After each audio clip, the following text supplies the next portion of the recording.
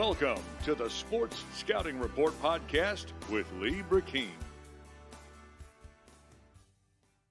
Hey everyone, you're listening to the Sports Scouting Report. I'm your host, Lee Brecheen. Jace LeJeune is here today as our co-host, co-pilot. If the engine fails, he can take the lead. Here we go. I guess I'm the engine, one engine. He's the other engine. I'm just along for the ride, Lee. Hey, man, you know, we got high school football. We got college football. I'll mention briefly LSU basketball.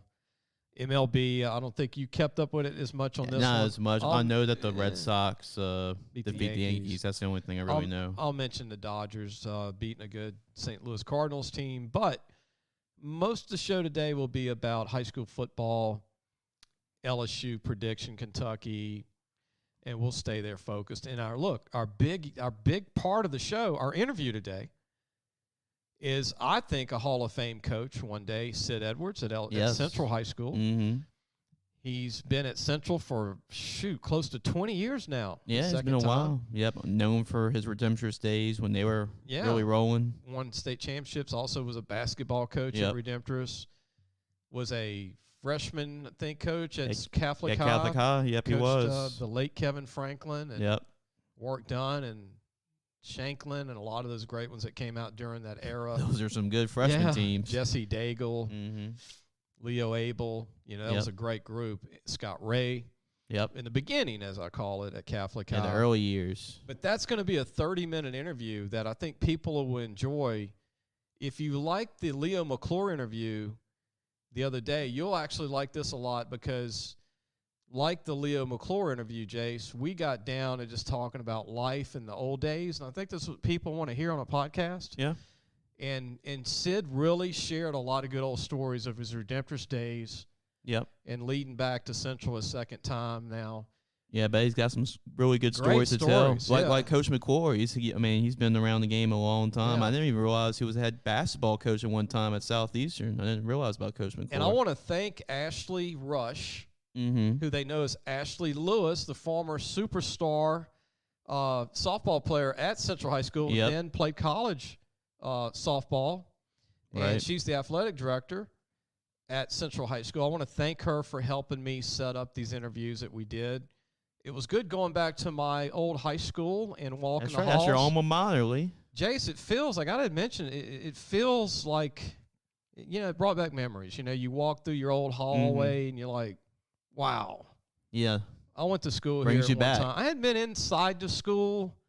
Now I've been in the stadiums. You know, I've been at the coach's office. The games, but actually going to school, it's been 25, 30 years. And it was good to see the assistant principal, who was one of my coaches back in the day. He's the last of Mohican Indians, I guess. And I got to see a bunch of people that are still there, or they were in school with me, and they're now working at Central High School. Or their kids are at the school. That makes me feel really old. Wow. So that'll be our show. The most of the show will be Sid Edwards, Central High School. And I want to go ahead and go into it, segment one.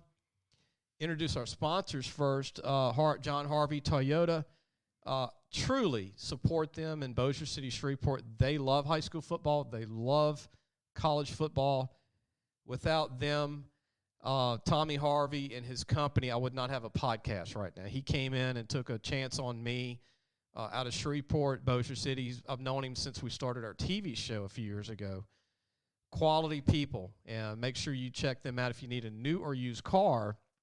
Harvey Toyota, Harvey Subaru, or Lexus of Shreveport, Bossier City, Louisiana. And they'll let you come in from Natchitoches or, heck, Baton Rouge if you want to buy a vehicle, or Ruston, or any of those areas that are close. Mendon, Houghton, North DeSoto area, there's Stonewall area that you can still drive all the way into John Harvey Toyota in Bossier or Shreveport. And also, I want to thank Medine's Collision Center, Jace. I know they've been busy with all the rain, with body shop work, and also paint jobs. Chris Medine, his wife Dominica, been in business since the 60s. They're located in Baton Rouge on Kincaid Avenue. 357-7983 is the number to call. 357-7983. And also Treads and Care Tire Company. Speaking of Central, Treads and Care Tire Company, if you're a Central resident, you got to check them out. If you need tires, You need oil changes, brakes, alignments, air conditioning. You need pickup and delivery. Owned by Devin Holly. I've known Devin for over 30 years. They've been in business since 1971. And if you hear the show today and you're a Central grad and you wanted to hear the Sid Edwards interview, or just a listener in general, go to Treads and Care Tire Company on Hooper Road and Park Place Drive, a really nice, beautiful facility, brand new. Be sure to call them at 331-8144, 331-8144. And our new sponsor, and we'll have some spots running pretty soon, is Gross Savon. Yeah, changing things up a little bit with this sponsor. Fishing and hunting. Yeah, fishing and hunting. In the Lake Charles area, Claude Leach is a great person. He's got, if you want to have the time of your life, Gross Savon's a place to go fishing or hunting. And we'll have more information. We'll start running some of their spots pretty soon. But let's go ahead and talk about LSU, Kentucky, Jace. And we're not going to spend a bunch of moments on this. I think the fan base is kind of at the point where let's get this over with this week. Yes. Let's get the game over and hope they win. And it's one of those games where you don't know if the team will be pumped up. You don't know if Kentucky's going to be big-headed all of a sudden because now they beat Florida. Yeah. It's a weird game to try and judge, but I do know one thing. It'll be close. Yeah, it'll be close. Either team can win. Yep, and it's conflicting of styles. We talk about LSU not really being able to run the football. When Kentucky, they're trying to figure out the passing game right now. And, yeah, the Kentucky's going off a high. They're trying to accomplish something they haven't done since Paul Bear Bryant was the coach at Kentucky. And this is something that Kentucky, the fan base is used to basketball. Right. And there's something that they're trying to get used to and do something for the first time. While LSU, on the other hand, things are on the way down. But I think just this week the team has been hearing all week about all the noise and just, when you're coming off a loss that whole week, just everything like this is just pretty much wrong and sets you back. So with that being said, I think LSU is going to be motivated, and I think that the sold-out crowd, even though it's 60,000 people for Kentucky. Bourbon. Yeah, right. I think LSU will be motivated enough, and they really need this win considering what's coming up. If they want to have a chance at a bowl game. I have a lot more humor than I share in my shows, and I think as we go on, I'll be more of myself with humor here. But don't pick a fight with a Kentucky fan about horse racing and bourbon. That's not the place to go. Horse racing, bourbon, or basketball. That's like the main three things. Yeah. Don't knock the horse racing there if you're a fan. If you don't want to get in a fight, because they are serious. I was there for about 2 weeks. About 10 years ago, I went to Louisville, Kentucky, Jace. Okay. They say Louisville. Yep. Louisville. Yep. And the coaches' convention was there, the college coaches That's convention. Right. Yeah, it was there. But I stayed in Hopkinsville, which is like between Lexington and Louisville. Mm-hmm. And I think that's God's country because when they say bluegrass, I finally saw what bluegrass looked like. It was the most incredible landscape. I never thought you'd look at grass and go, wow. Oh, look at the grass. But the normal lot was like 4 acres in the front yard for every home. And I stayed at a house. Frank Davis, a friend of mine in Baton Rouge, who's a retired college coach, his sister lived there, and they had a basement in their 7,000 square foot home. And when we woke up to drive back to Louisville every morning, there was about 80, I'm not kidding, there was 80 to 100 deer out in the front yard. How about that? God's country. And I got to eat at the original KFC. Yeah, about to say Kentucky Fried Chicken. I'm sure you had to eat over there. Colonel, the Colonel in the commercials? Yep, Colonel Sanders. His original restaurant is in Hopkinsville, Kentucky. Wow.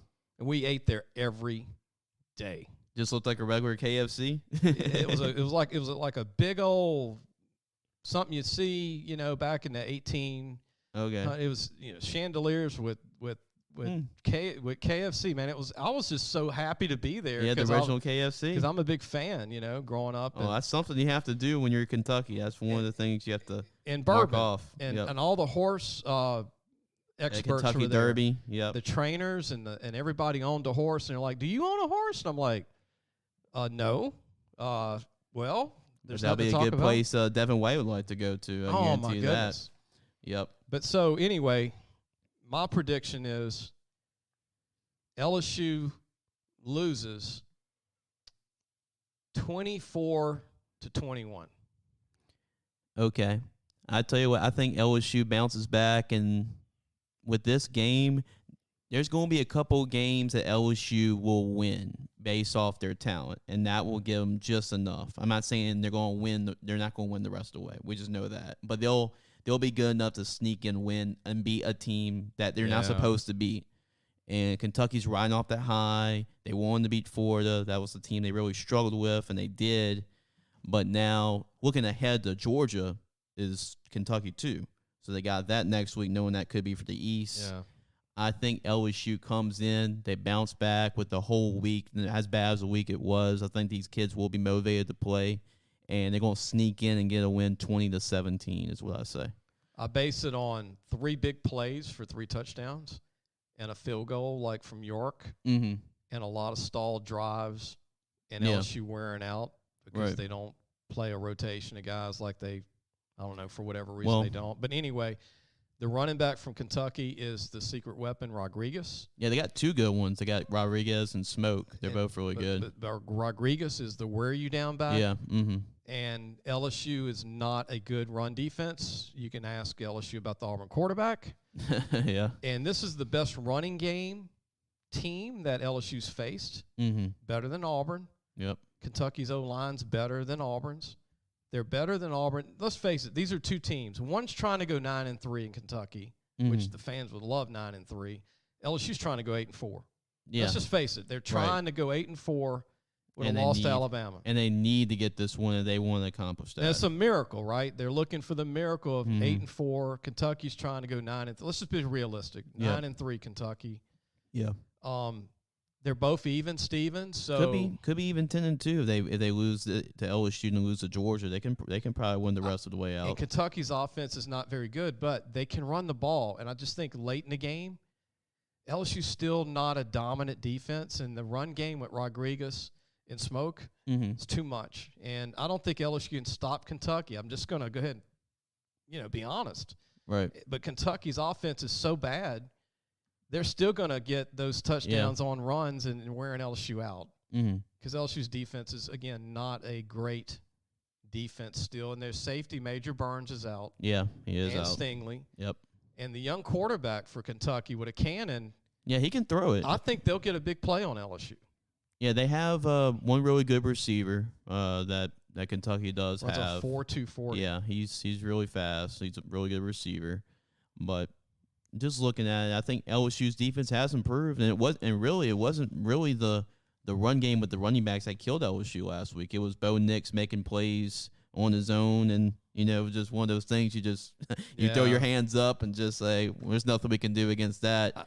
I think Kentucky is dialed in, and I think you gotta make Will Levis beat you. I'm giving them the 3 because it's in Lexington, and this is not a bad Kentucky team. And if it was a bad Kentucky team, I'd put LSU maybe about 7 or 10. This is probably one of the best Kentucky teams they've had in a while. And I'm really pulling for Kentucky to go to Atlanta over Florida and Tennessee and Georgia. Right. Because let's face it, if they beat Georgia and they don't lose another game in the SEC on that side, they go to Atlanta. And concerned what they're between, they're coming off a huge win, like I said, against Florida, and they got Georgia coming up. So considering the games they're in, this is more of a letdown game for Kentucky than the other 2. I just don't see LSU winning.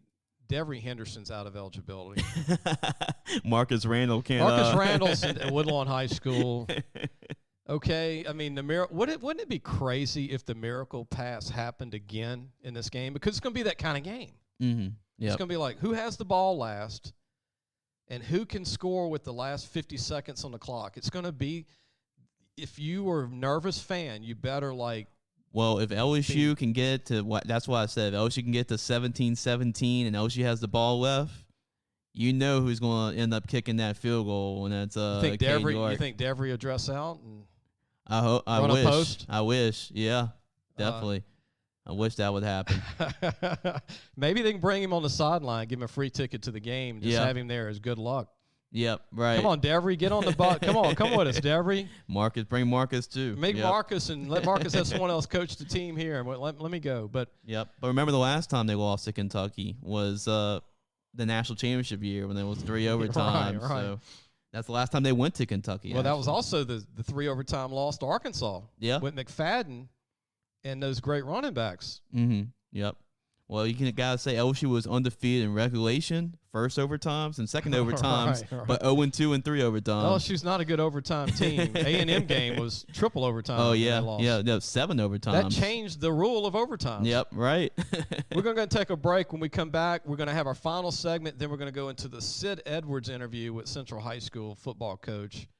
Really enjoyed visiting with Sid from Central High School. We'll be right back.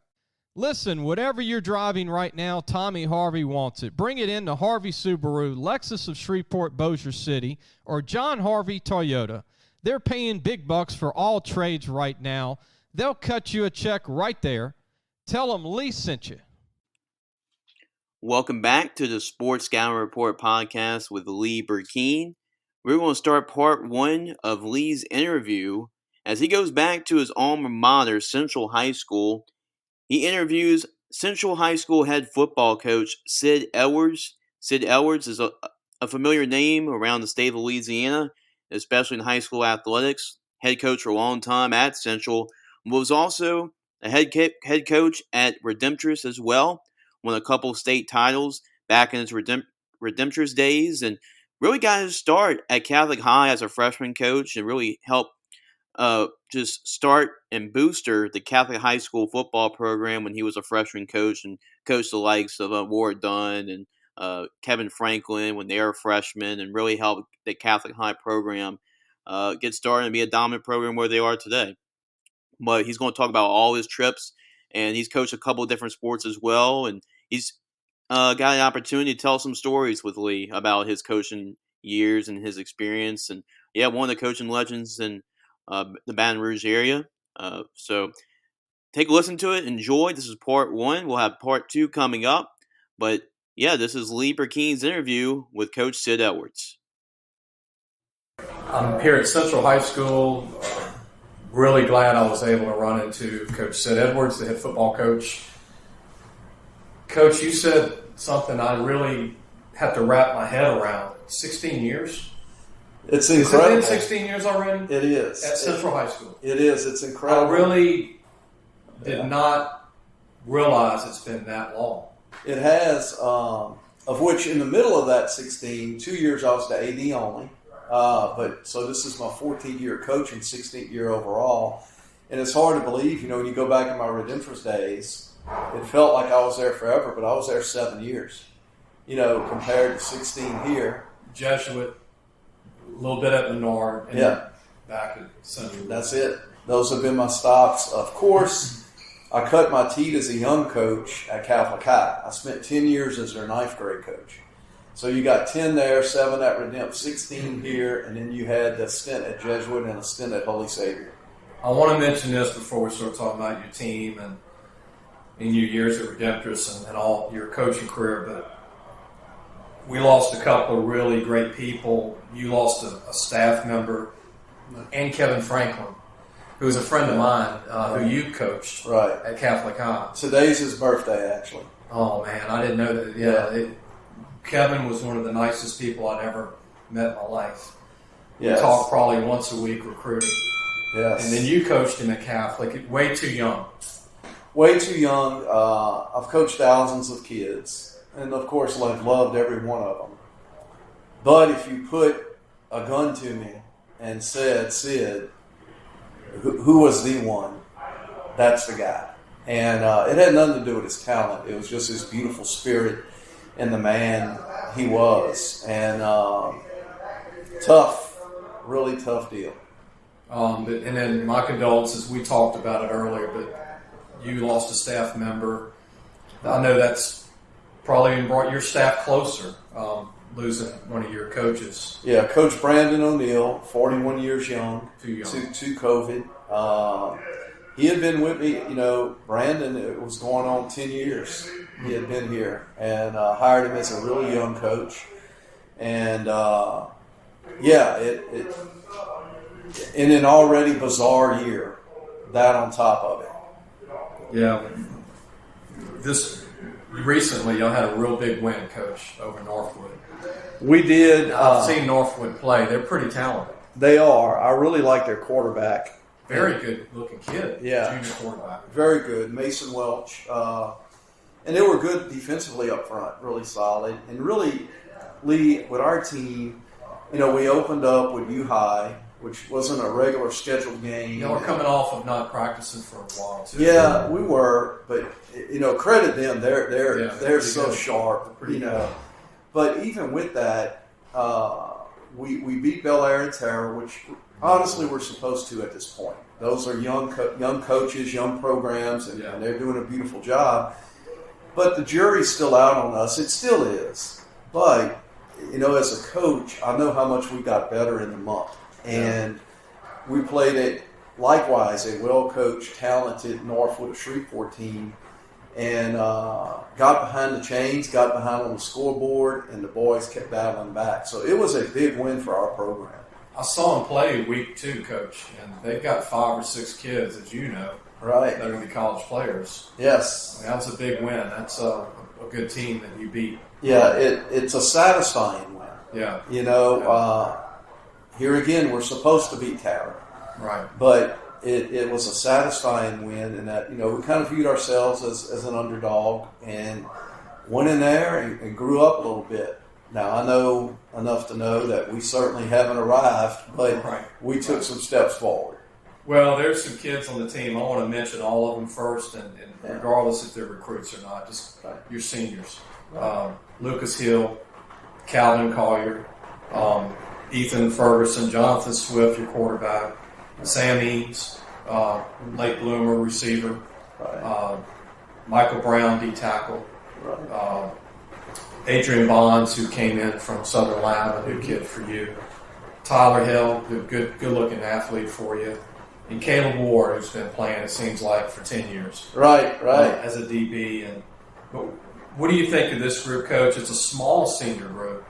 You lost a lot of seniors last year. Right. But that's a good thing. Like I said, as time goes on, these young guys are getting better every week.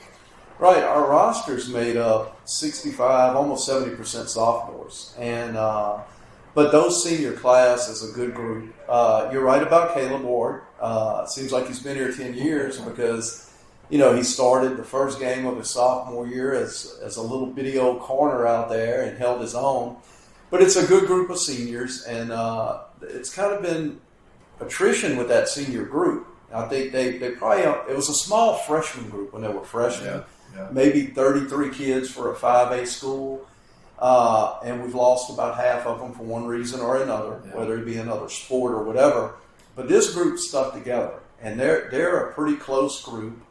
And as the names you mentioned, many of them play key roles. Even though we're an inexperienced team, those guys play key roles on both sides of the ball.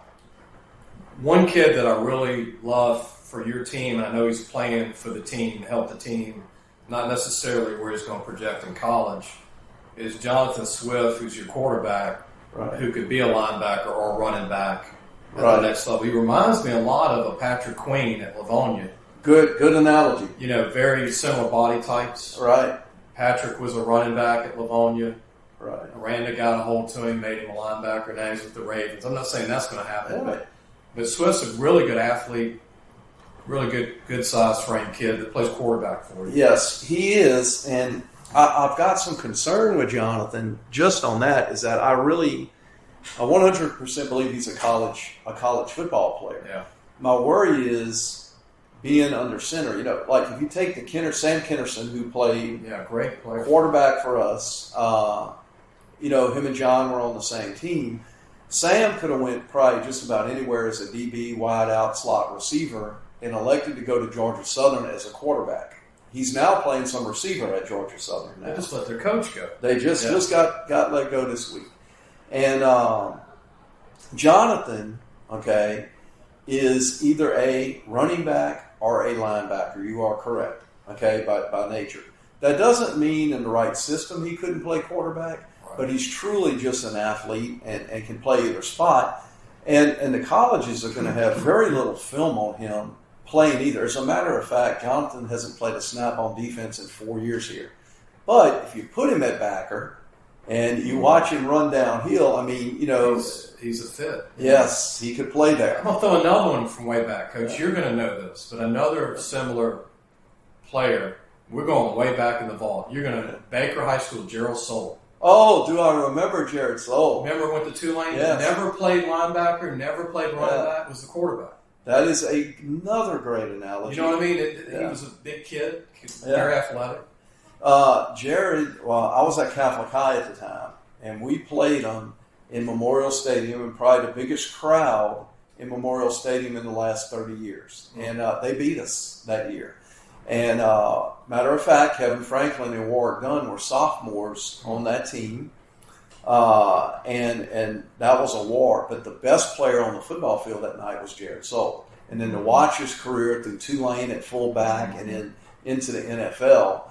And Jonathan is really more like him than anyone else. And that's the thing, will a college have that eye to be able to see and say, because we need him at quarterback. Right. We have 3 young quarterbacks, and the quarterback room is the best it's been in 10 years. It's young. Yeah, young guys. They're young. And Jonathan, we still believe, gives us our best chance for success. Another kid that caught my eye this year, and he's really coming on as a late bloomer because you had some good receivers last year, is Calvin Collier. Yes. He looks like a guy that could get to a point where he could end up being a really good college prospect in the end. I have no doubt about it. He's very good. If you look at last year's team and even the team before that, you wouldn't consider us to be a passing team. Yeah. We have made our living the last few years on rushing the football, playing solid defense, and being good on special teams. And this year's not a whole lot different. But Calvin is a very talented receiver, great hands. You're gonna, like, if you did a drop chart on him, there's not many, and he's faster than people think. And number 84. 84, yes. And he is really, really good. And I believe that so much is based on numbers, but I think film helps him. Like if you watch his route running, and then if people would know his work ethic.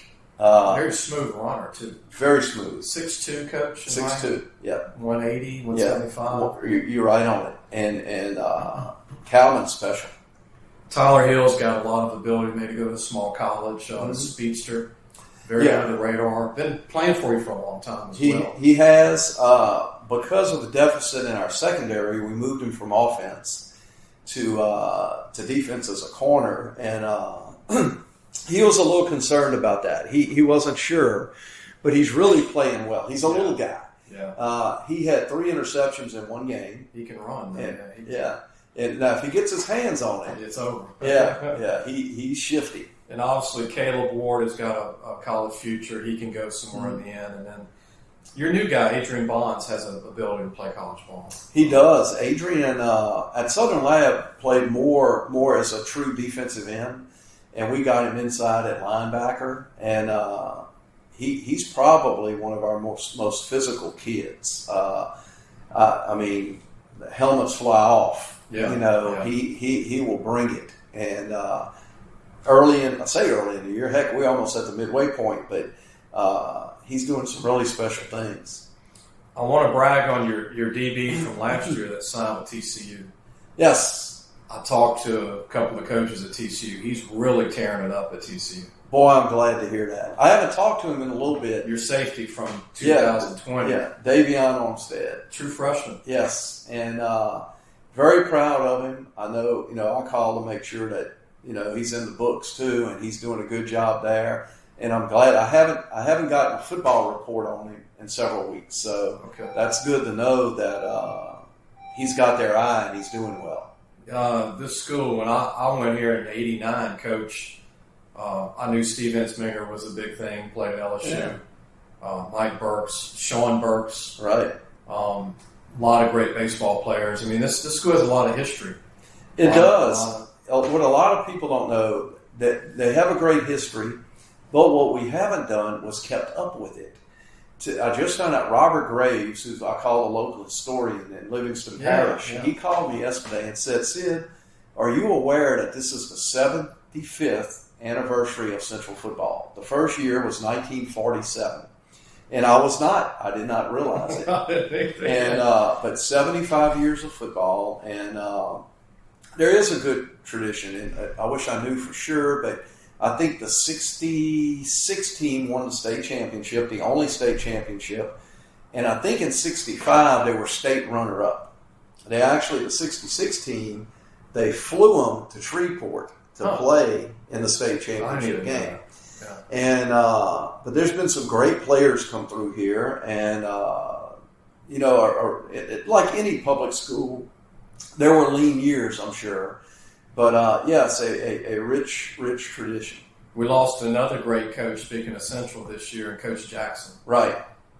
His son, Hud Jackson's a college head coach now, and he meant so much to this program, and he was the coach for Steve Ensmager. And I remember Johnny Nagel was here, and yes, a lot of great coaches on that staff that ended up being college coaches. Yes, back in the day. That was a very talented group of men.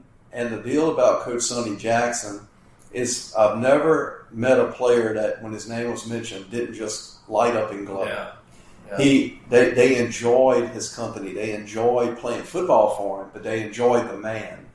And Sonny may have stayed here a long time if it wasn't for how good he was and moved to the college level. Yeah, coached many years in Nicholls State, McNeese.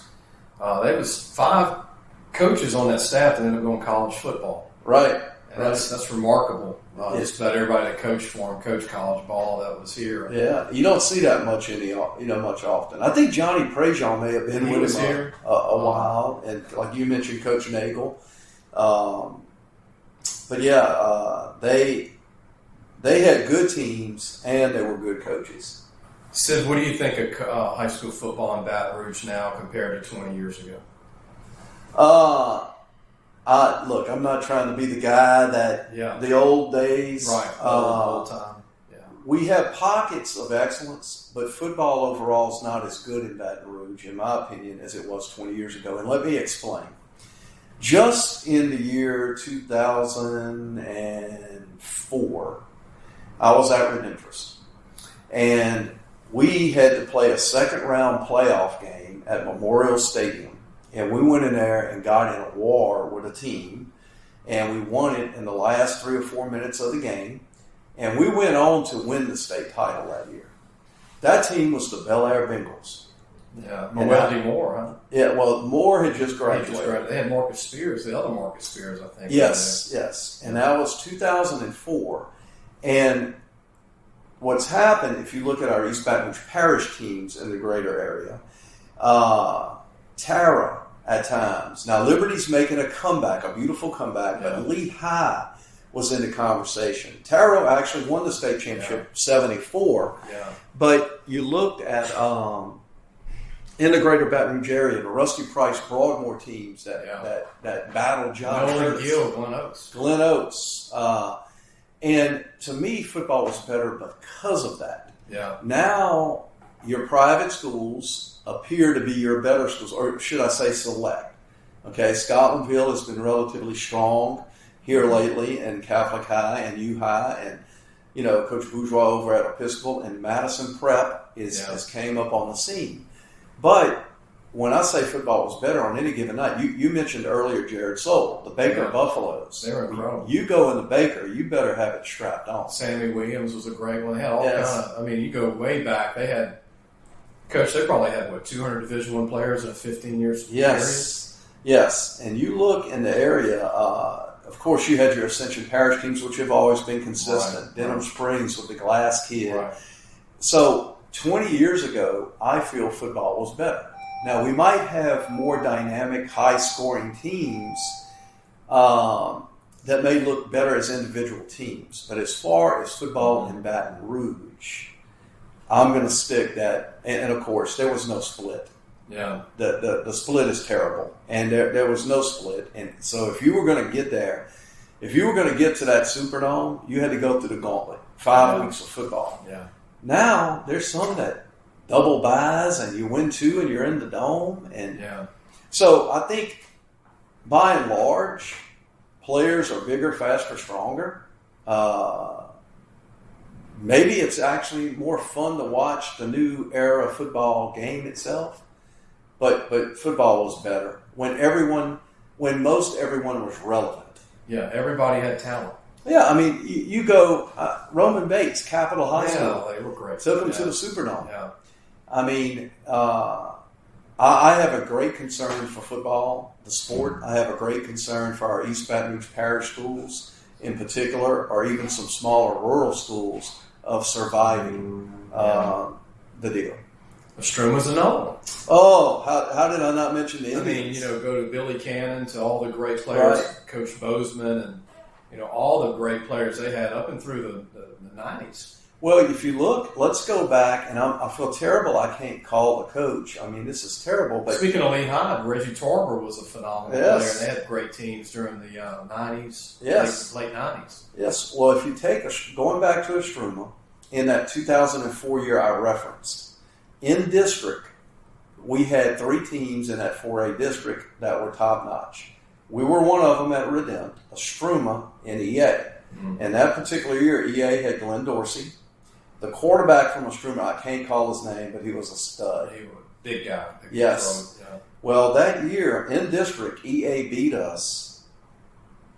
Estruma beat EA, and we beat Estruma for a 3-way tie for the district title. We were ranked, these 3 teams in the same district were ranked in the top 4 in the state. We ended up, Bel Air beat us in that second. I mean, we beat Bel Air in the second round. The third round, we had a rematch with EA and Glenn Dorsey, Buzzy Idell. They had a kid, Nelson, I think. Sean Nelson. Played for the Buffalo Bills. That's right. And we beat them in the rematch in the quarters.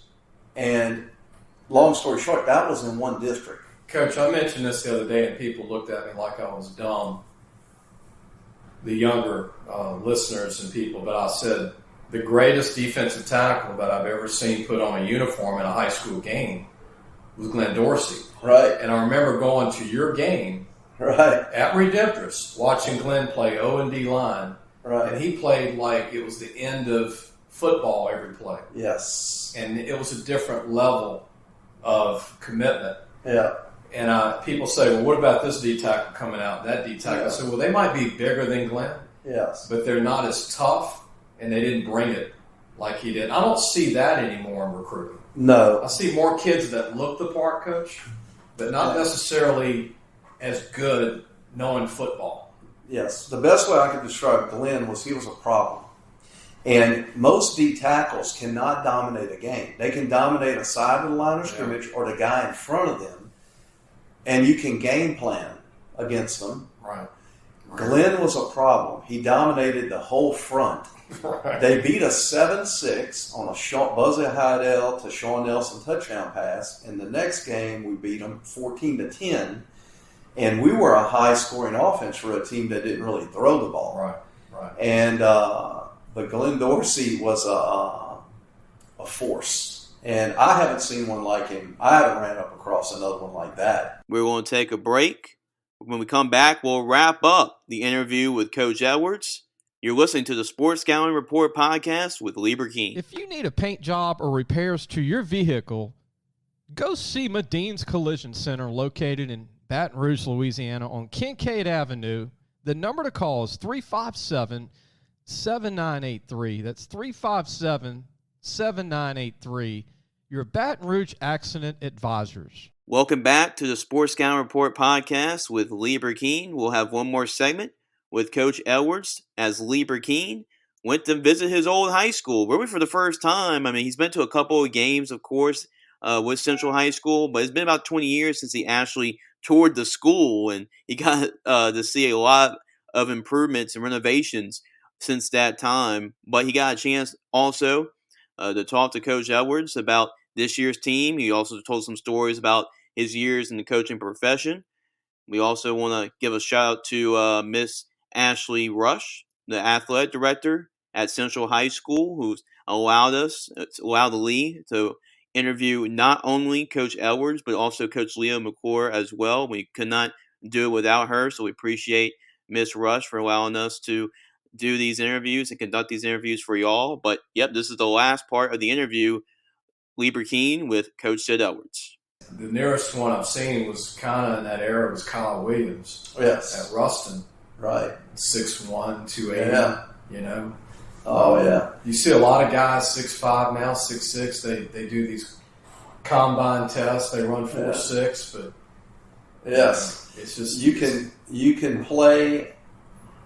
Put it this way, I don't know what Glenn's combine numbers would have been, but he just was a player. And we game planned against him, and it was real simple. We walked up to the line of scrimmage, and if he lined up on the right, you went to the we left. went to the left, no matter what the play call He still was, got to the left. and he still got to the left. And you had some great running backs, David Plaisance. Yeah. Y'all had Jay Lucas and Shelton Sampson. And, Yes. I mean, it was just on and on and on. Jeremy Hill later on that came through there. But that's it. I mean, y'all had some great runners that just had trouble running against guys like that. Yes. I mean, and we were good up front. We were big up front. A very talented offensive line.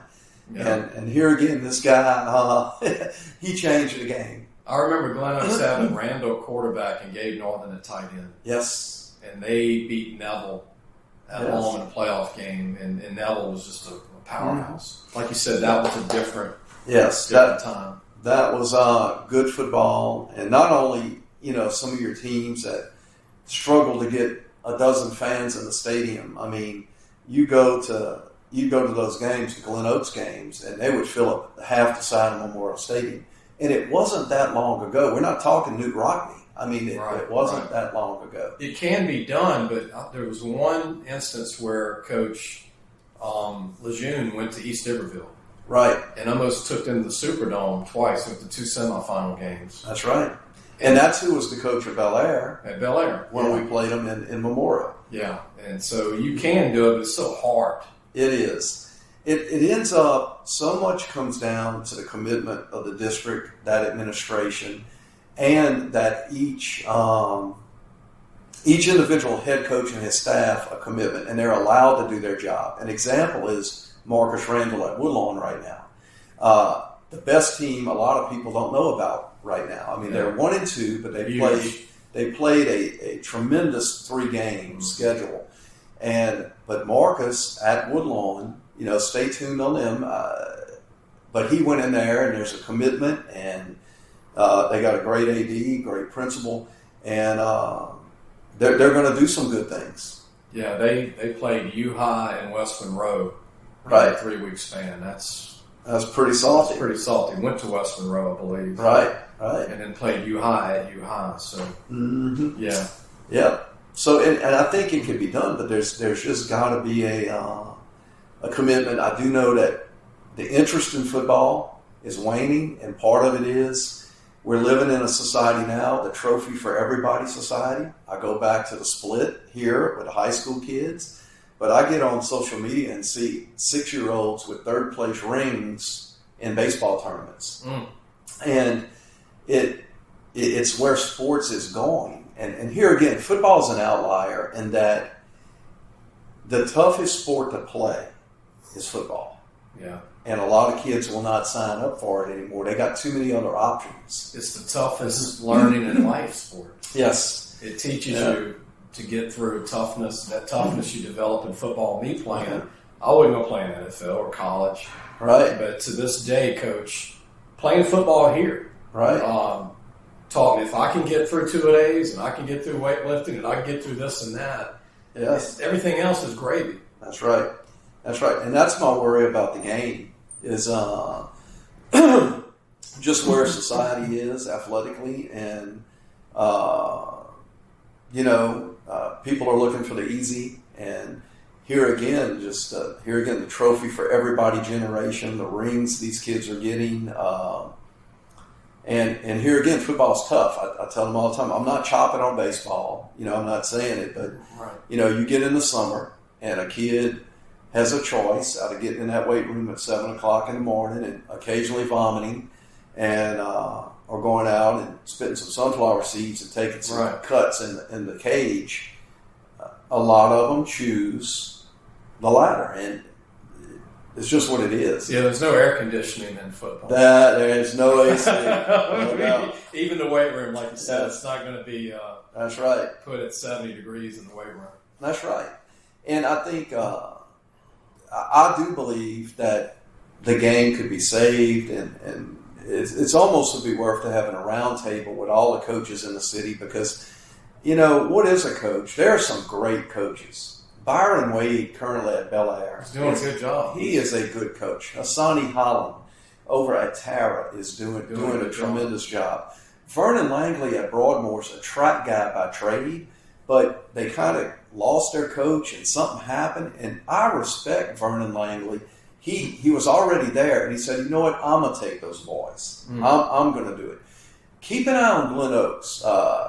Ex-football coach Robert Signator is the principal now, and Coach Beecham's over there, and they're doing some beautiful things. If you go see their campus, they've made a commitment to facilities. So there's good men there. They just need better resources. Yeah, Coach, I'm seeing this all over the state. Yes. And I'm like you. I don't want football to become flag football one day. Right. That's right. I agree. The game will be lost and gone if you're pulling a scarf off of somebody. Yeah. And that's where we're going if we keep getting soft in this. Like you said, we got to. No doubt. And no doubt. And hats off to the people who are winning because at the end of the day, it's about the Jims and Joes. Yeah. I'm telling you. So, I mean, if you switch coaches, let's say we played a switch for 1 year, okay, I promise you that, Hassani over at Tara can go to one of the, say, top 3 programs in the state and find himself in the Superdome. Yeah. And that's not a chop because coaching makes a difference. Right. But there's good men that to the victor goes to spoils, and people don't see. Yeah, the coach has the card he's dealt, what he has. That's it. He has what he has, and he's trying to get in the playoffs with 20 That's kids or 25 kids. There's no doubt about it. I always tell people it's a lot easier to win a game when there's 80 kids against 20. Yes, there's no doubt. No doubt. And, but yeah, so I hope for the sake of football, I hope, you'll notice there's not a lot of staying power anymore for a coach. I mean, the days of Dale Weiner and Kenny Giott and Roman Bates and guys like that are at the same school 30, for a 40 long time years. Yeah. will not happen again. Yeah, and people don't realize that coaches teach. Yes. It's not just practice. It's not game day. It's all day till 8, 9 at night. It's year-round. It's a college schedule for high school pay. That's it.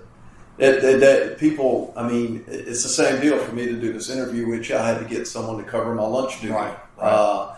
So we're an educational institution first, and they are 14, 15, 16, 17-year-old kids. They're entering young adulthood, and they've got a full schedule, especially here in Central. We are still somewhat a rural community, even though a few businesses have popped up. Right. Our kids work. So a lot of our kids come to school. They yesterday I ran them a little longer than I usually do because of a couple of personal fouls in the game Friday night. And one man grabbed me and said, "Coach, I got to get to work." So you talking showing up at school at 6:30, practicing, and our practices are pretty intense. Grabbing a quick shower and going to work the night shift somewhere. So that's when at the high school model, that's what people need to see. It's not football 24/7. Sid, final question. I know that when you were at Redemptorist, before people knew you as football, they knew you as a great basketball coach. Yeah. You did great and won championships in basketball at Redemptorist and then football also. But your passion for sports is everything. It's not just football. And how did the basketball become such a great tie for you early on? Well, before I was degreed, I was coaching whatever I could coach. I coached girls softball, I coached track, I coached baseball, I coached basketball, football, and I just like being with kids. And I started up an AAU program here in Baton Rouge, Louisiana Breeze, and it kind of grew. it grew. And I mean, here again, you're talking about great coaches, man. I had great players. Actually, there are over, I think the alumni of the Louisiana Breeze was over 35 to 40 that played college. Man. And I'm talking, at LSU and at North Carolina State and Tulane and UConn, UNLV. So we had great players. Of course, we're playing against other great players. And I fell in love with it. This year I was the head basketball coach at Central last year. I filled in again. It was my second time to do that. And I don't know which one I like better, to tell you the truth. Big joke, and I got this quote from some old coach, was football's my wife, basketball's my girlfriend. And but I could see myself doing basketball again one day, because it's just an exciting sport. And I love it. I got to spend 1 year at Nicholls State with Ricky Broussard, and I learned so much. And then I cut my teeth under Glenn Rando at Catholic. And then, of course, you got to know where I went to school, Redemptorist High School. Where you start talking about Rick Huckabee and Gary Dewey and the great Redemptorist teams. I got to ask you this, and this is just for fun. The greatest basketball player that you saw play at Redemptorist out of Derek Taylor, Tom Curry, Howard Hi-C Carter. We can go on and on and on. There was a bunch of them, but my favorite one was Howard Hi-C Carter. Your favorite one? That was and I like Derek Taylor. Your favorite one, Lee, would be the best one to ever come out of Redemptorist High School, and that is Howard Hi-C Carter. And here's a stat. I coached his sister, Katora, in softball many years ago, and her daughter is a senior volleyball player here at Central.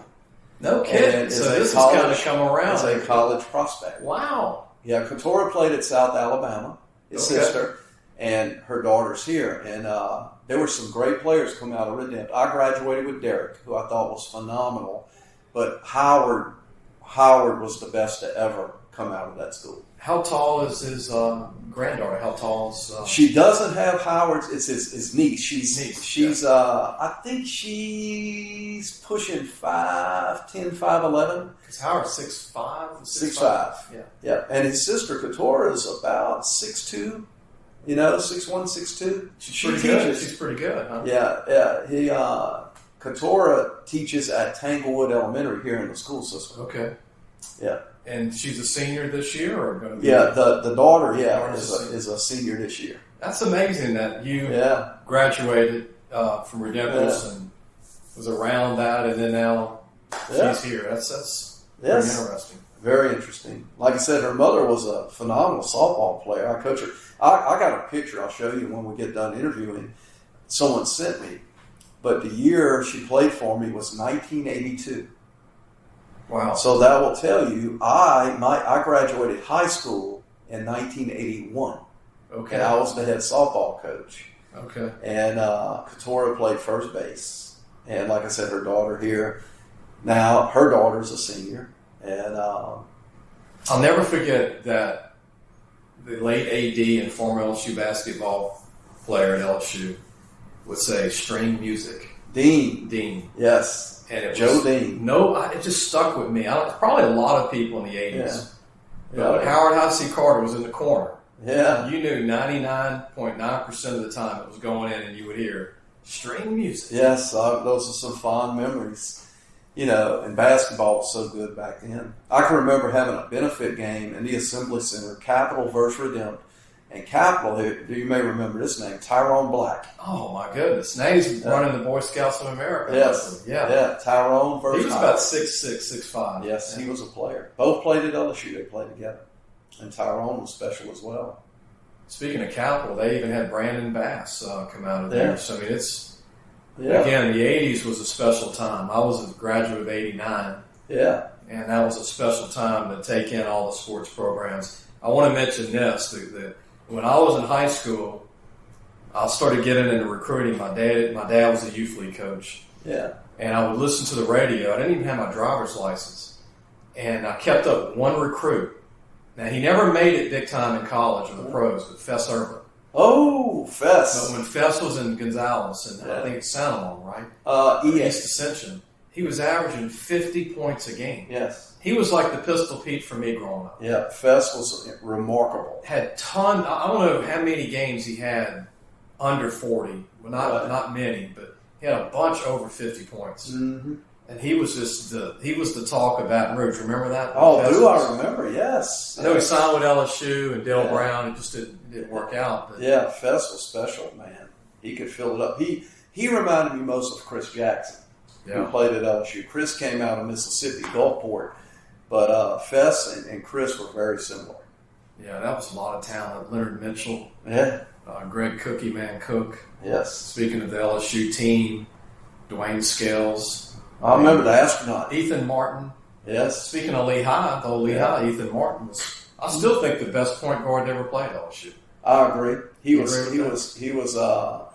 what I loved about him, that era, they all fit. Yeah. That was a great fit. And Rudy Macklin, Holtberg. That 81 team had chemistry, didn't it? Yes. And it was just, they were just fun. Yeah. We'll see that again, possibly. Will Wade's come close a couple of times. I'm glad they're naming the court after Dale Brown. Me too. That is so deserving. And Dale just, what a stellar man. And I was blessed. He took time to meet with me. It's been about 6 years ago. And actually, I didn't know him personally, but he called me and said he'd like to talk to me. Huh. And that's how Dale is. Yeah, and it was more of just like you and I are talking right now. And but yeah, that is very deserving, and I'm glad that happened for him. Yeah, I am too. He's in his 80s, and he acts like he's in his 50s. There's no doubt. He's a great man. Yes. Coach, any final thoughts before we finish? Anything you want to mention? No, I've enjoyed talking to you today. You do a great job. It blows me away, your knowledge of the high school scene. Like, I could come up and say something like, yeah, there's a guard at North DeSoto that's a sophomore, and Lee Brecheen knows who this is. And it blows me away, But we appreciate y'all having an interest in us and taking time. Appreciate being here, Coach. Thank you, man. Yes, sir. Thank you. We're going to take a break. This is our last commercial break of this show. When we come back, myself and Lee will break down the high school schedule for week 6 of the high school season. And also, we'll break down some of the big games in college football this weekend. And it all starts with LSU and Kentucky. We'll be right back. You're listening to the Sports Scouting Report podcast with Lee Brecheen. Be sure to take your car and truck for all your tire needs to Treads and Care Tire Company located in Central. The number to call is 331-8144. Family owned and operated since 1971. That's Treads and Care Tire Company. Welcome back. You're listening to the Sports Scouting Report. I'm Lee Brecheen, your host. Our co-host is Jace LeJeune. Jace, high school football. I'm going to take a break where we can get a couple of breaks in, so we'll do maybe 3 minutes and then do 3 more on high school. Yeah, we can do a couple high school games I want your opinion on, and maybe a couple college games I want your opinion on. Let's start North Louisiana. Sure. Tell everybody about Shreveport, some good matchups in Shreveport we can talk about in Shreveport, Louisiana, or Shreveport-Bossier. Well, it all starts on Thursday. We talk about CE Birds. I actually got to throw this out, Lee. Natchitoches Central beat Bird last week, and Natchitoches Central is undefeated currently. They're Chiefs. Yeah, the Chiefs. They're having one of their best seasons in quite a while, so I got to throw that one out. The late Don Schau said it was the biggest sleeping giant school in North Louisiana. And I think they finally waking up, Lee. And I'm going to tell you something, Jace. Every time I see them on film every year, even when they're not a good team, they are huge, and they got very good athletes. Yep. And they just need a breakthrough, right? Yep. So not shocked because they play everybody tough. Mm-hmm. And Bird's a young, talented team with the Lambert kid at quarterback. Right. He's only a junior. Ramsey at running back. Mitchell Ramsey can fly. Yeah, he can. And you got Daniel Pons, who's back as a receiver from quarterback. Right. You got a lot of young. Bird's just real young. Yeah. And then you have.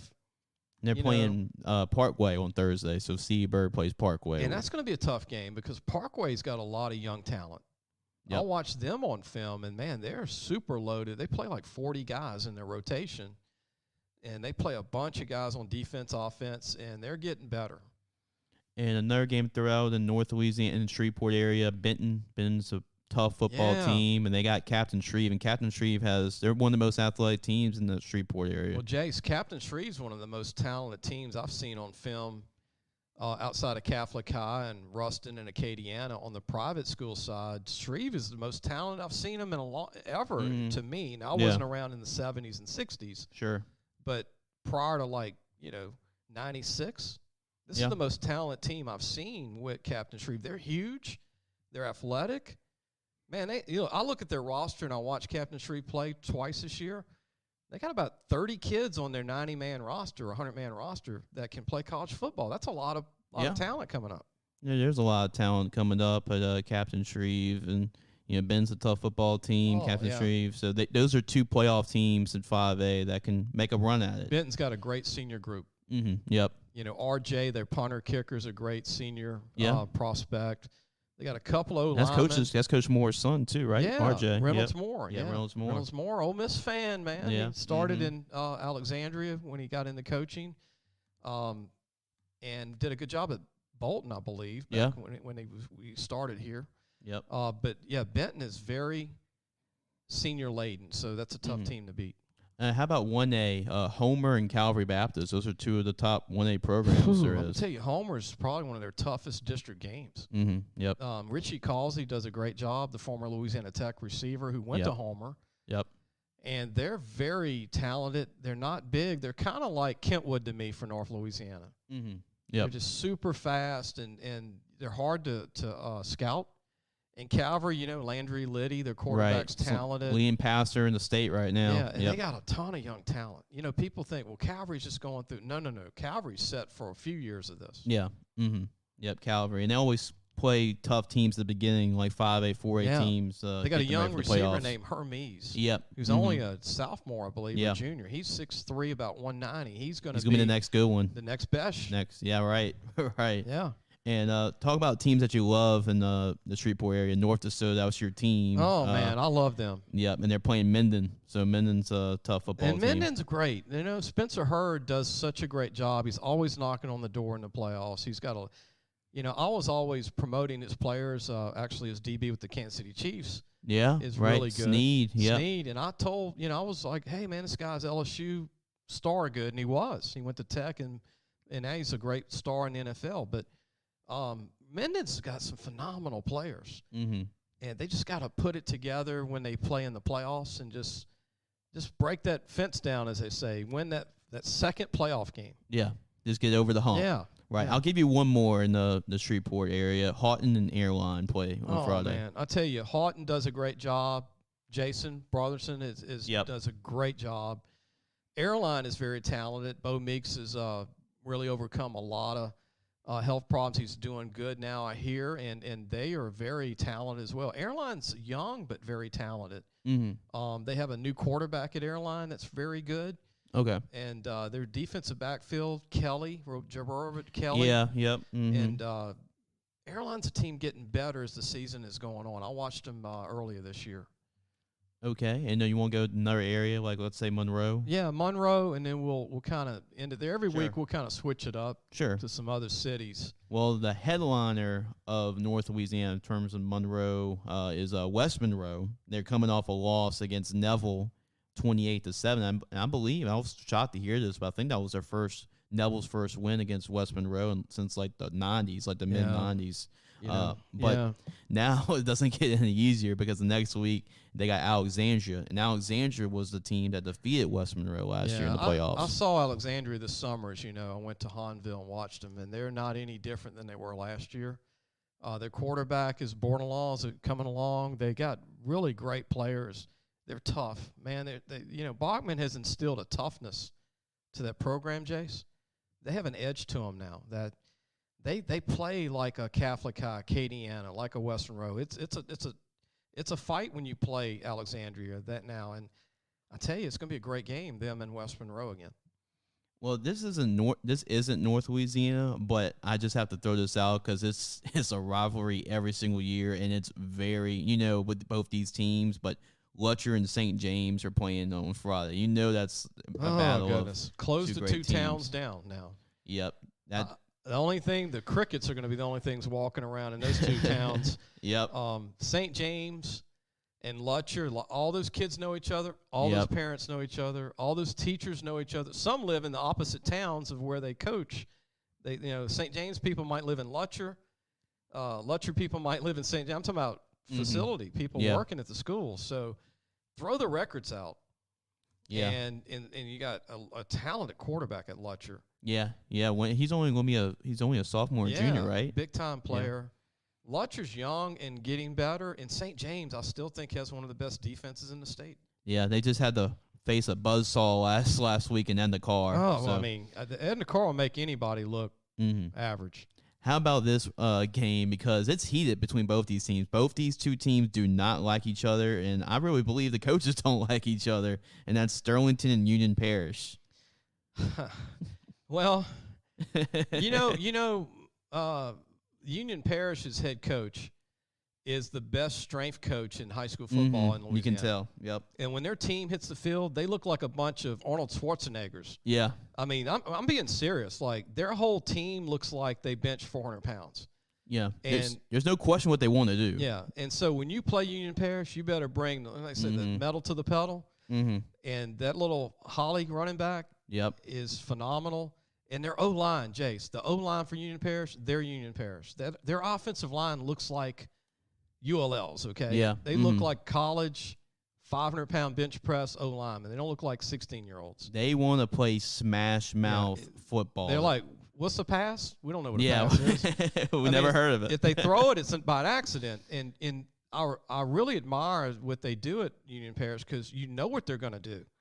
And it's like, can you stop it? And guess what? Sterlington is like their twin. Like, we're going to line the running back 18 yards behind the quarterback, and you know what we're going to do too. So that game will end in probably 35 minutes. Yeah. Because there's not going to be any timeouts. There's not going to be any throws to stop the clock. This might be like a 10-0 game, 7-3, 14-0. Yeah, whoever has the ball more, whoever controls the ball is probably going to win. Yeah. So I'll just throw out, I guess, like 3 more games that just stick out, throughout the state. But Westlake is undefeated right now in Lake Charles area. Kudos to them because they're not a deep team on players. But the coach has really done a good job at Westlake. Yeah, he's just coming off a game last week where he faced off his former team in Welsh. Yeah. And they beat Welsh. So I knew that game meant a little bit more to him. Yeah. But we're going to prove how good Westlake is this week because they have Lake Charles Prep. And Lake Charles Prep's 2-3 right now, but don't be deceived by their record. Well, Citizen's a great back. He reminds me a lot of Ollie Broussard from Acadiana, LSU. They lost a lot of talent, Jace, Lake Charles Prep. They lost a lot of skill talent. Three receivers signed college scholarships. 3. Yep. And they're very young. They're talented, as we know, again, but they're not as experienced as they were last year. Another one to throw out. This is Saturday, the only Saturday game going on. Actually, there's a couple Saturday games, but the headline Saturday game is Edna Carr and Warren Easton. That's throw the records out on that one. Right. Speaking of who knows everybody, they do. The head coach at Warren Easton went to Edna Carr. The whole staff almost at Warren Easton went to Edna Carr. Yep. Edna Carr has their number in all the state title games, so Warren Easton's always ready to play close. Edna Carr. They've been close. They're going to play that like a Super Bowl. Yep. Definitely. Like you said. And we got St. Aug playing Brother St. Martin, Jesuits. St. Aug plays Jesuit, and then Brother Martin plays Rummel. That Catholic League starts. Everybody's like eliminating everybody in that one. I mean, no one's weak in that conference. It's like the SEC West. That's what it is. Look, St. Aug Jesuit's going to be the game of the week. Nothing against Edna Carr, Warren Easton. I'm talking about like the heavyweights. Jesuit's very good. Yeah. And Ryan Manali has brought the edge to Jesuit that he was the perfect hire. That Bachman brought to Alexandria. Yep. Jesuit's always had talent. Yep. But now they got a little edge to them. Yeah, and they got a quarterback. They got himself a good quarterback. Jack Levier is incredible quarterback. I told you over the summer we got to get him on the cover. Yeah. Regardless if he's ranked, he wasn't a big star guy. He'll be a 4-star, in the end. You know how that thing Yeah, works. he'll sign with a D1 at the and end. then they'll give him the stars. But Yep. he's 6'3", 220, runs a 4.5 He can run. on the field. Yeah, he can run. And his game last week, he's starting to blossom. He's starting to come in his own. Yeah. And then those are just some of the scores, some of the games to keep an eye out for. Jesuits got 7 or 8 seniors this year that are very good, led by Dennis Darty. Yeah. Dennis is a great Mike linebacker. They got a junior linebacker that's really good. They got a great senior and junior receiver. Yeah. And their offensive line is huge. They've always had a pretty big. They've always been pretty big up front on both sides. If Jesuit can get the running game to where they want it, they're going to be in a state title game. I'm saying it right now. I didn't say they're going to win it, but if they can get the 2 or 3 guys, and Manali likes to rotate a lot of running backs. Yeah. But if he can find those 2, and I saw they played a freshman last week, Jace. It's about 6 foot 180. That's going to be a stud. Yeah. And Ryan Manali's not scared of playing younger players. No, he's not. This kid, if he can play, he'll play. This kid's changed their running game.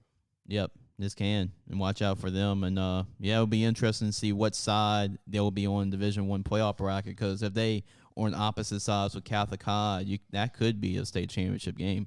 Yeah, what's kept Jesuit from a state title game the last 3 years and losing to Curtis a lot is being able to run on Curtis and being able to throw the ball and be balanced. Because they did end up playing Curtis. Like, it was just the luck of the draw. It just had to. Jesuit's defense is in the top 4 in the state, in my opinion.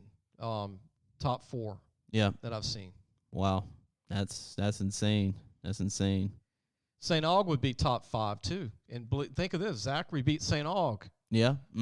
They did. So what does that say about Zachary? That's not just Holstein, the quarterback. Yeah. But St. Aug this is the best St. Aug team I've seen in like 20 years.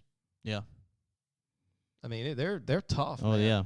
Yeah, they are really good. That will be a really good game to watch for sure. So that's a game to keep your eye on for. And New Orleans always is loaded with a lot of really good games, but they got some really good ones this week. They always have a lot on Saturday because of the lack of fields. Yeah. And so you always have a Thursday, Friday, Saturday lineup. It's always been that way since I got in it in the 90s, early 90s. It's probably been that way forever. But yeah. If you if you want to watch high school football, you got to choose that or college on Saturday. Well, if LSU is losing games like they are, I mean, you're gonna have to find something else to watch. I have a feeling the Blue Jays will have some extra tickets sold. Yeah. On Saturday, right? Yeah, those fans show up. Those fans definitely show up, and they want to support their team. They'll watch the college teams on their phone. Yeah, that's technology now. Just pull up your phone. You can watch all the college games. All right, real final thoughts. The Cardinals lost to the Dodgers in a win-take-all. The Yankees lost in their winner-take-all to the Red Sox. I want the Giants to win it all, Jace, because of Gosman. Yeah. Nothing else. Because Gosman went to LSU. Nothing really else. Yeah, right. I have no ties to the Giants at all. Except Barry Bonds played there and a few other great ones. But just because Gosman, I want him to win the Cy Young when it's said and done. The Dodgers and now the Giants will play to advance, which is a shame because they each won over 100 games. Yeah. And it's going to be interesting who wins that with Tampa Bay in it. And the White Sox play the Astros. Yeah, Ash can't count them out. Yep. And so it's going to be tough. And then college basketball's kicking off. Practice started for LSU and all the state colleges. Yeah, I've seen that. Will Wade has another talented team. Yep, Kim Mulkey opened up her practice for Kim LSU. Mulkey has already got 5 All-American transfers that are on the team. Yeah, they're ready to roll already. They're ready to go. So it's got a lot of exciting stuff. LSU baseball's around the corner. Yep. They're loaded with transfers and everybody back. I mean, Coach Johnson's going to have a great team this year with LSU baseball. Yeah, he will. They have and he's brought a lot of guys from his Arizona days. We don't have time for pro football talk today, so we're running out of time here. Nope, and it's going to be a loaded college football weekend too, like it always is. There's a lot of top 10 matchups and games to look forward to this weekend too. This is what's going to be interesting. So everybody who was on the Kiffin train and the Coach Arkansas train, they're playing each other, right? So somebody's gonna have 2 losses. Yeah, in the train and the talk will just get real quiet. And if Kiffin loses this, then his name won't be mentioned as a college coach for other programs. I think Arkansas beats them. I really do. I do too. I think Arkansas was expecting a loss to Georgia. I really thought Ole Miss really thought they would beat Alabama. I'm going to say this right now. Georgia has the best defense in the United States. Yeah, without a doubt. Used to be like, Alabama. Yep. And then everybody else. Georgia has no quarterback, and they're beating people by 40 points. Watching Georgia play was like watching LSU play 10 years ago. Like 10, 15 years ago, when they're deep. That 2011 team, it was like that. Jace, let this sink in. Georgia plays the hottest team in the country in Arkansas. I know it was at home. Yep. They took their soul away from them and beat them. It wasn't close. And guess close. what? They had a walk-on quarterback at Georgia. They don't even have JT Daniels hadn't played. He ain't going to play this week. They don't need him. No, that's how good of a defense they have. You cannot run or throw on them, and they're getting better. And I got to say this, my opinion of Georgia is changing a little bit, because if Alabama still runs it out and I think they play Georgia, twice. I think they really do. I think they play twice. Georgia could win it all this year. They really could, because nobody has a defense like them this year. No one. I think they'll play twice. I think it'll actually be 1-1. Like, they'll play each other in the SEC championship game, and they'll play each other in the national championship game. You know what's scary? Pickens comes back from his injury in about 2 weeks from the whole offseason. Their number one receiver is finally going to play in a couple of weeks. Yeah, they get him back. And wait till Daniels comes back. Yeah, well, they get all their guys that hadn't played all year. They had 5 of them. I'm not even talking about Eric Gilbert. Yeah, right. I'm talking about they had 5 of their top 20 not play yet. Now, isn't that a coincidence? 5 of your best players don't play, and you're still dominating. That, to me, is coaching. Yep, right. And Georgia was able to recruit, but it's really showing up now with the talent that they have. And they're developing them, just like that's always been the question about Georgia, but it seems like the development's been working what? out. The cocktail game is in a week, and watch me eat my words. Watch Florida beat them in the Jacksonville game in about a week. Georgia's got Auburn this week, so let's see if Bo Nix can pull out the magic won't again. happen. No, I don't see it happening. Georgia, the defense is just too good. Georgia will box him in, and he'll be running in a circle around 9 players. That's what LSU, they don't have that. They just don't. Yeah, and those defensive linemen, they're 330 pounds and run like they're 250 pounds. And they play the run. Yep. LSU's got a bunch of pass rushers. They don't have a good run-stopping defensive line. It's a one Arsenal deal. And one more game to throw out to you for college-wise, because there's 2 top 5 teams going at it, and that's Penn State and Iowa, if you have any. I am pulling for the Hawkeyes, Jace. Yeah, I think so. I have always pulled for Iowa. Back to Hayden Fry. Okay. That's going back. If LSU wasn't playing him when Saban lost his last game, I was going to pull for him then. Yep. Iowa is the toughest blue-collar team in America. Yep. It's going back 30 years ago. I think I speak for most listeners. You do not want to play Iowa in a football game. No. They've shown it all year long. I mean, it's like this is a throwback team, like 20, 30 years ago. But you want them to finish finally. Like, they're always in the top 5, and they go 5-0, 6-0. Yeah, they lose a game there. And then they end up being like 6-3. And this was the type of game they've lost to Penn State or to an Ohio State or somebody like a Michigan State when they were rolling. So those are the games they need to go over the hump with. But you know what, Jace? They can take it, because this year Wisconsin's not great. Penn State's okay. Yeah. I mean, Auburn stuck with them. Right, yeah. And then Ohio State's not that great. And the jury's really still out on Michigan, how good Michigan really is. Northwestern's not that good this year with Fitzgerald. Michigan State's pretty good. Yeah. But they're not what they were. Michigan quietly. Yeah, Michigan. Yeah, Michigan's been pretty good this year. They hadn't played anybody hard yet. Yeah, that's why the jury is still really out on Michigan. Yeah. Harbaugh scheduled that out pretty good. Yeah, right. But Iowa, no, I'm going to go ahead and put this out right now. I want Iowa to win the national championship. I want it for college football. I want somebody different, not just different than Alabama, but I want a team that is a team that has always been fighting to try and win it all for the last 30 years, and that's Iowa.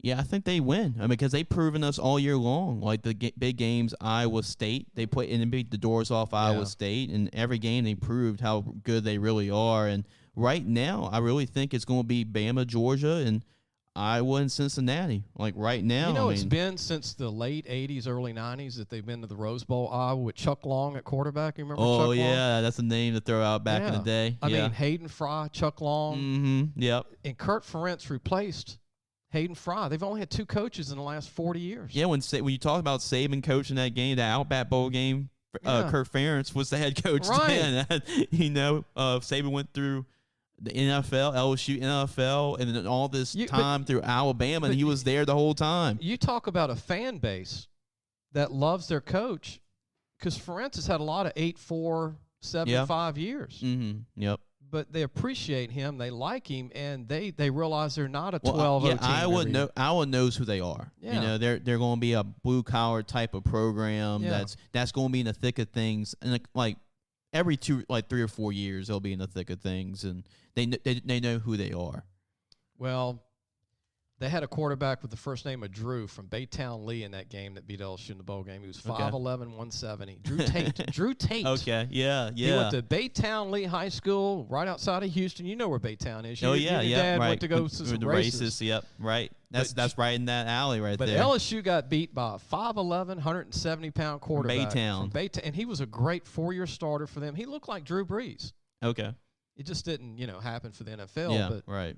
But they've had a lot of Chuck Longs, Drew Tate types. Yeah, just real good football players. Big-time O-linemen. Yep. Mm-hmm. Lot of tight ends. They're known for their tight ends as well. A lot of first-round pick O-linemen. Yep. Offensive linemen. You look around the league, Detroit has a starting tight end in the NFL. George Kittle from the 49ers. Yeah.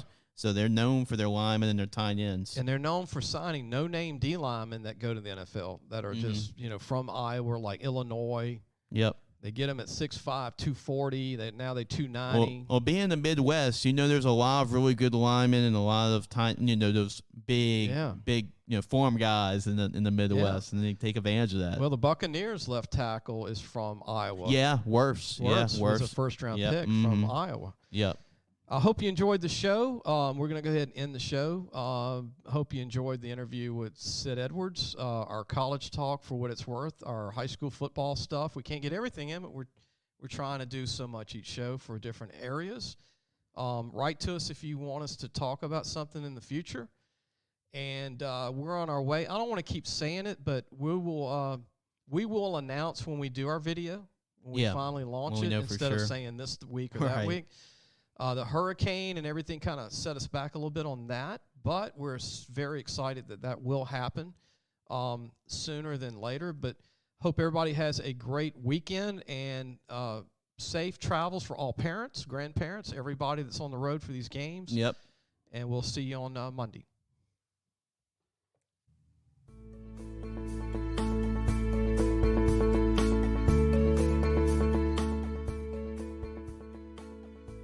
Thanks for listening to the Sports Scouting Report podcast with Lee Brecheen.